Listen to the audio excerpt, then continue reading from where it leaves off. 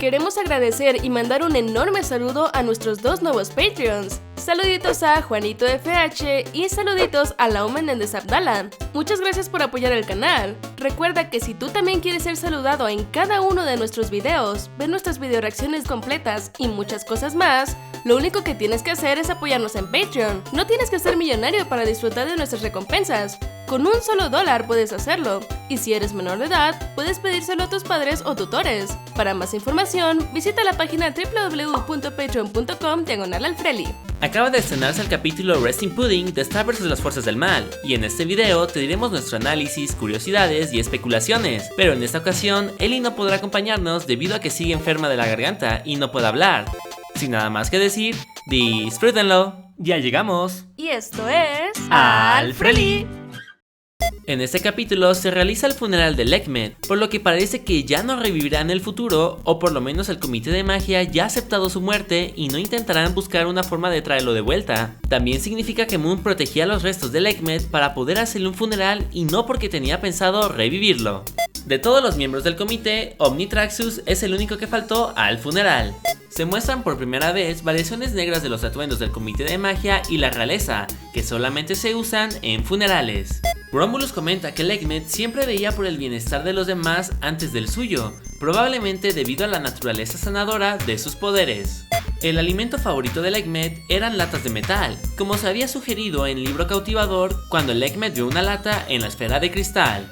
A pesar de que tanto Lekmet como Glossaryck murieron durante el enfrentamiento contra Toffee, solamente se le hace un funeral a Lekmet. Parece que al comité genuinamente no les agrada a Glossaryck como para llegar al extremo de no realizar un funeral. O quizás a Glossaryck le iban a hacer su funeral después debido a que Lekmet murió primero.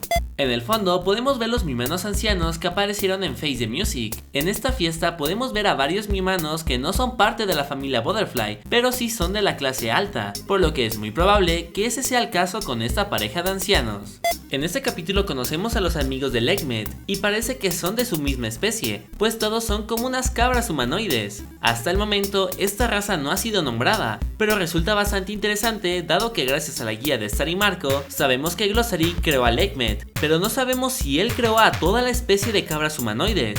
Nosotros creemos que no fue así y que más bien esta especie ya existía desde antes y Glossaryck decidió que Lekmet fuera una cabra humanoide más poderosa que las demás. Esto lo decimos porque Lekmet parece tener mejores características físicas. A diferencia de los demás, él tiene un par de alas enormes, así como 4 grandes cuernos, cuando parece que lo normal es tener 2 cuernos. Incluso es probable que los poderes curativos de Lekmet son exclusivos para él y ninguno de sus compañeros tengan esta habilidad. Durante el inicio del capítulo, Glossaryck solamente se parecía ante Star por medio de una superficie reflejante y parecía estar atrapado en aquel lugar, pues incluso se veía cómo sus manos se presionaban contra la superficie. Esto podría ser una referencia a las creencias de múltiples culturas de que los espejos tenían el poder de capturar espíritus, almas, fantasmas y otros seres parecidos. Extrañamente, cuando Star le habla a Yana, en Mune es de noche, pero en la Tierra es de día, sugiriendo que ambas dimensiones tienen una diferencia horaria o algo por el estilo. Sin embargo, esto es contradictorio con los capítulos anteriores, pues por ejemplo en los capítulos La Niñera Star y en el trabajo, ambas dimensiones tienen la misma hora. Yana usa el mismo libro de folclore paranormal y brujería que apareció en el capítulo Nei Seiya. Se revela que se encontraron los restos del libro de hechizos en el templo de los monstruos. Aunque esto sucedió fuera de cámara, es muy seguro que fue el comité de magia quienes encontraron esos restos. Esto lo creemos porque Star dice que ella se quedó con los restos que ellos encontraron, sugiriendo que fue un grupo de personas.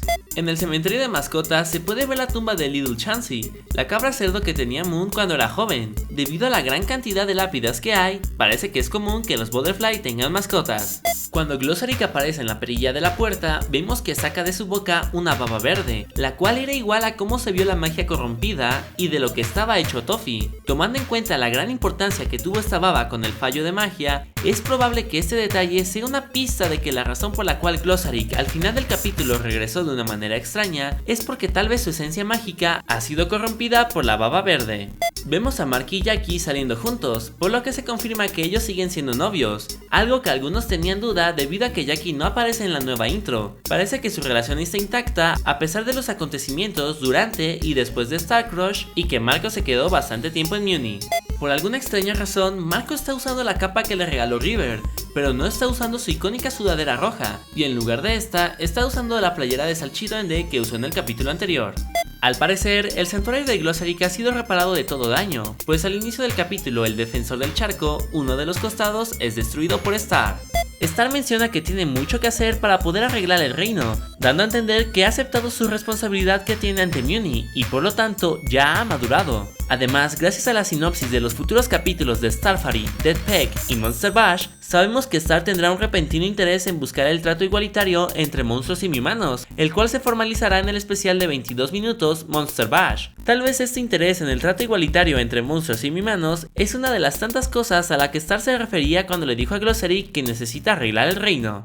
Sabemos que Glossaryck está relacionado de manera vital al libro de hechizos. Esto se revela cuando Toffee quema el libro de hechizos y Glossaryck muere con este. En parte, pareciera que el libro de hechizos representa el cuerpo físico de Glossaryck. Recordemos que cuando el comité de magia quedó en estasis, ellos regresaron a la vida porque la magia dorada del santuario los curó. Por esta razón, es posible que el hecho de que Star haya lanzado los restos del libro de hechizo a la magia dorada sea el equivalente a que Moon haya revivido al comité. Sin embargo, Glossaryck no regresó al 100%, debido a que el libro de hechizos está severamente dañado. Incluso, es probable que Glossaryck actualmente no posea ningún poder más que el de levitar. Si es cierta esta teoría, significa que para poder curar a Glossaryck es necesario reparar el libro de hechizos o transferir a Glossaryck a otro libro. Recordemos que Star empezó a crear su propio libro de hechizos después de haber perdido el suyo, por lo que es probable que si continúa trabajando en este, sea la clave para poder curar completamente a Glossaryck. Antes de irnos, tenemos una pregunta para ustedes. ¿Por qué crees que Glossaryck fue capaz de regresar y por qué lo hizo en este estado? En los comentarios déjanos tus teorías a esta pregunta.